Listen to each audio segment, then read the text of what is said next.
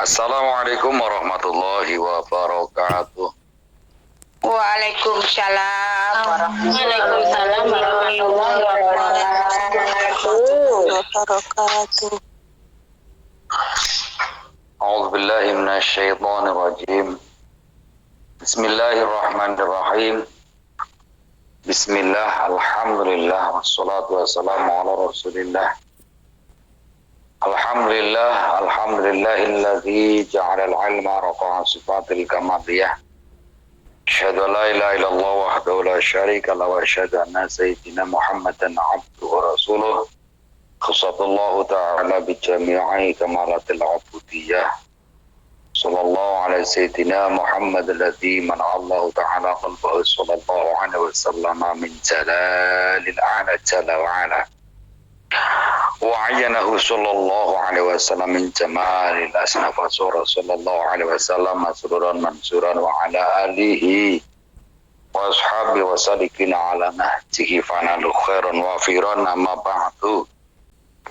Dari tarikh atau dari hidayah, beliau putra dari Abdullah dan kemudian ibunya Siti Aminah, serta yang menyusui adalah Halimatus Sa'diyah. Menyampaikan atau menyebarkan agama Islam dengan yang pertama adalah dengan cara yang sembunyi-sembunyi dan kemudian menyampaikan dengan cara yang terang-terangan. Sebelum menjadi Rasul, beliau adalah ditinggalkan dari kecil oleh ayahnya, meninggal dunia dari kecil dan kemudian diasuh oleh kakeknya Abdul Muthalib. Dan selanjutnya kita hanya sekedar melihat, menilik dari tarikh atau dari sejarah, tetapi kita sangat yakin bahwa itulah benar.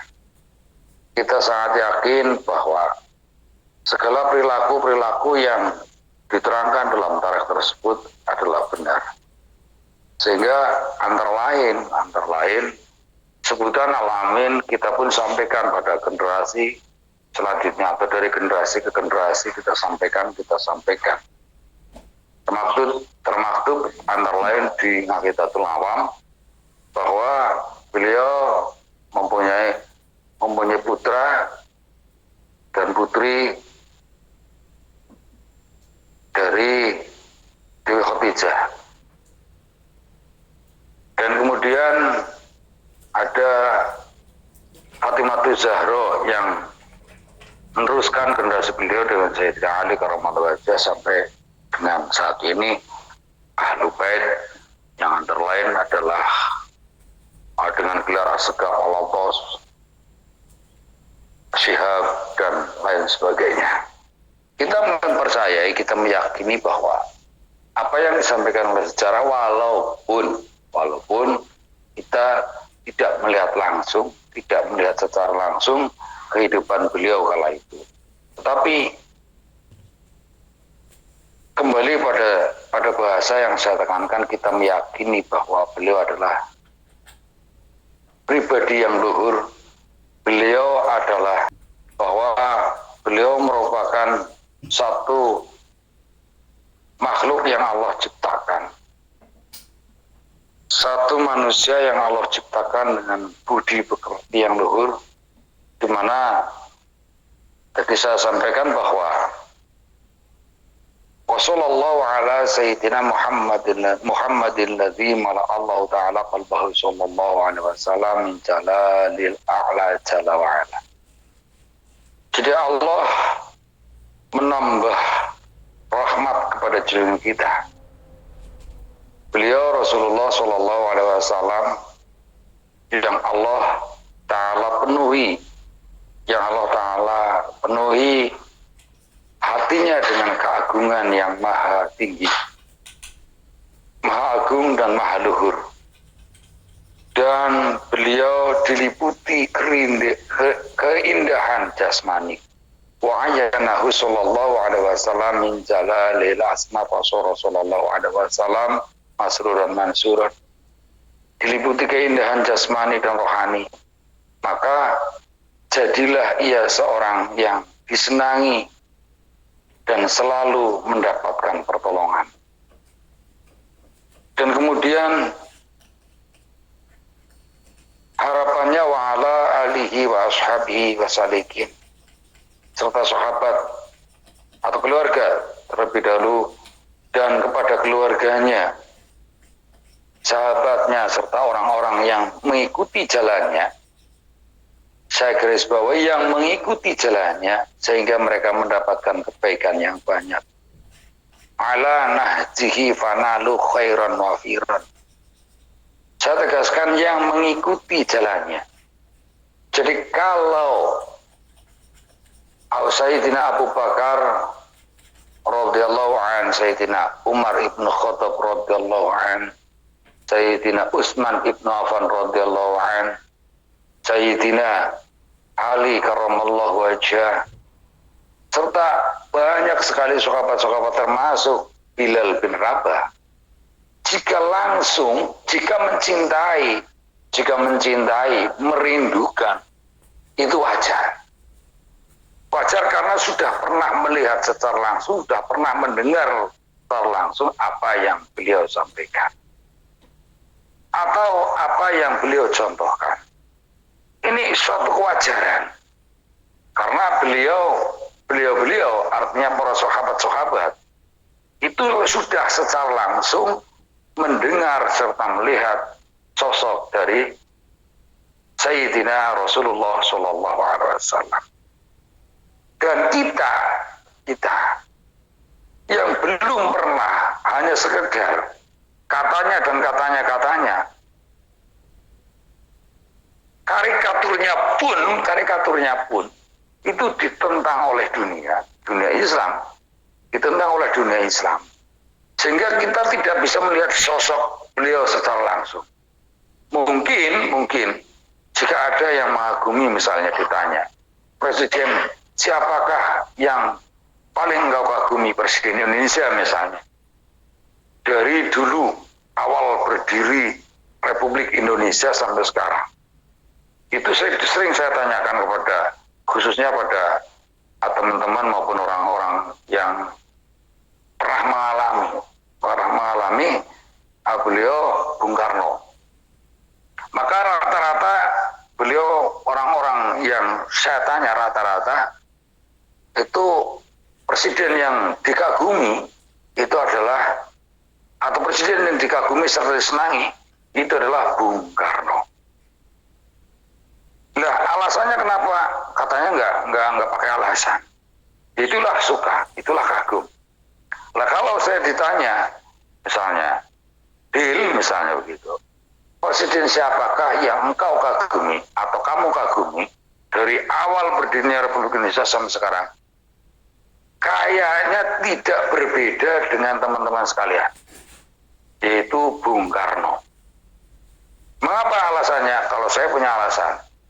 Sebab di samping ikut berperan serta mengusir penjajahan di atas dunia, khususnya di Indonesia, juga yang saya kejar selama ini sampai saat ini pun itu gambarnya Bung Karno yang laku. Kalau beliau itu secara langsung melihat, mendengar. Dan kemudian kita saat ini itu hanya sekedar katanya dari satu sejarah yang disampaikan dari generasi ke generasi, bahwa seorang atau sosok dari junjungan kita Nabi Muhammad SAW itu adalah sosok yang berbudi pekerti yang luhur, berakhlakul karimah, sehingga di samping mendapatkan julukan Al-Amin karena kejujurannya yang sangat luar biasa, juga peringainya jika seseorang bertemu dengan beliau, maka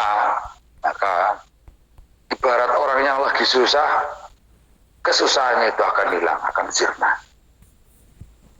Dan kemudian bagi kita yang mana tidak pernah mendengar secara langsung, tidak pernah melihat secara langsung, itu juga disampaikan oleh beliau Rasulullah.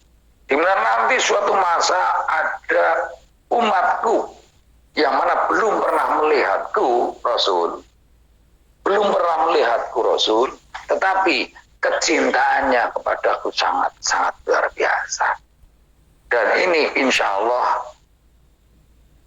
termasuk golongan yang disampaikan oleh Rasulullah, yaitu teman-teman Iwamat on Air. Amin Allahumma amin. Amin. Karena apabila kita sadari, di mana di situ innallaha wa malaikatahu yusholluna 'alan nabi ya ayyuhalladzina amanu shollu 'alaihi wa sallimu taslima.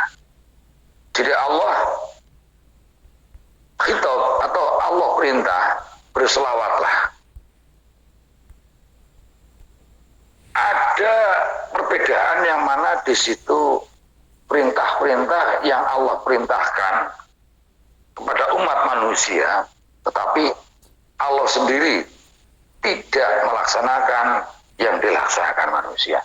Antara misalnya puasa, haji, sholat dan lain sebagainya.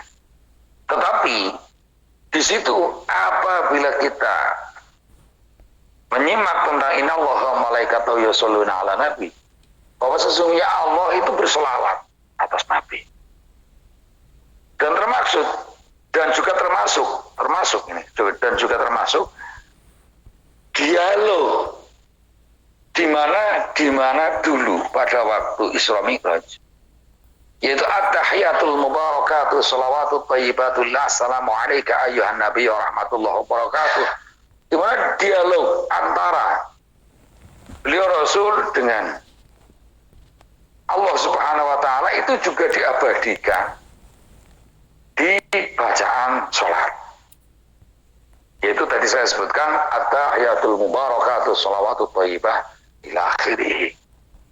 Ini suatu dialog yang di situ diabadikan di bacaan-bacaan sholawat. Dan kemudian kita mestinya apabila di situ menyadari yang tadi saya katakan, kita membaca sholawat di setiap, minimalnya di setiap satu hari semalam itu 5 kali dalam satu kegiatan ibadah. Ini sebenarnya merupakan satu tanda kecintaan kita, satu tanda dari kerinduan kita kepada beliau Rasulullah Shallallahu Alaihi Wasallam. Yang mana kita menjadi umat beliau ini merupakan satu keberuntungan. Dulu sering saya sampaikan bahwa ada syair yang di situ sempat ya kalau bahasa saya itu sempat saya dibilang kagum, ya iya, dibilang suka, itu jelas. Dimana Hafid ya Hanana itu, ya Hanana, ya Hanana, ya Hanana, ya Hanana itu. Jadi di situ disampaikan bahwa suatu keutamaan yang sangat luar biasa yang diberikan oleh Allah kepada Sayyidina Rasulullah Shallallahu Alaihi Wasallam dan umatnya, yaitu diturunkannya beliau dan kemudian dilengkapi dengan Al-Quran, diturunkannya beliau Rasul dan ditunjuknya beliau Rasul, Nabi dan Rasul, dan kemudian dilengkapi dengan Al-Quran. Dan selanjutnya pula di situ mestinya dengan satu keberuntungan yang sangat luar biasa, kita tidak boleh untuk menjauh dari ajaran generasi Rasul.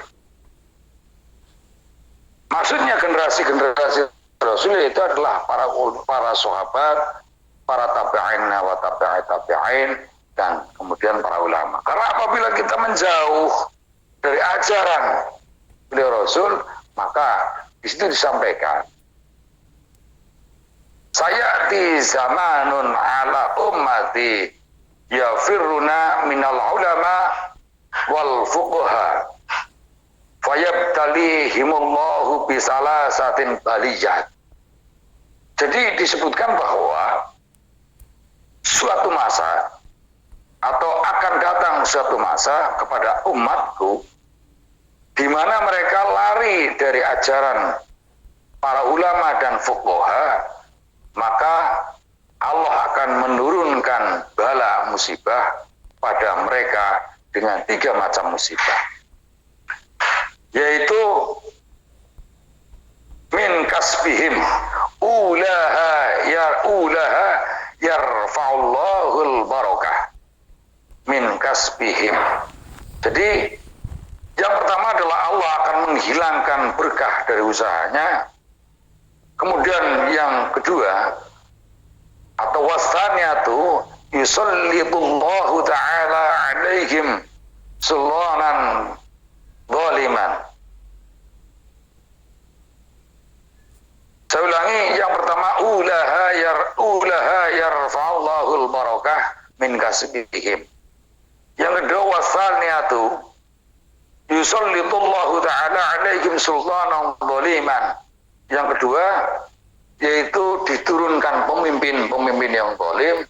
Dan selanjutnya wasalisatu yakhrujuna minad dunya bi khairi iman. Na'udzubillah tsumma na'udzubillah. Kita di situ mati dalam keadaan yang tidak beriman. Na'udzubillah tsumma na'udzubillah. Sehingga kesimpulannya, walaupun kita tidak mendengar secara langsung, walaupun kita tidak melihat secara langsung, tetapi kecintaan kita kepada beliau Rasulullah SAW tetap dan terus dipupuk dengan mengikuti segala apa yang beliau sampaikan, apa yang beliau contohkan, walaupun tadi saya katakan hanya sekedar kita mendengar atau kita melihat dari guru, mendengar dari guru-guru kita mutolaah di tarikh-tarikh yang terkait dengan beliau Rasulullah SAW.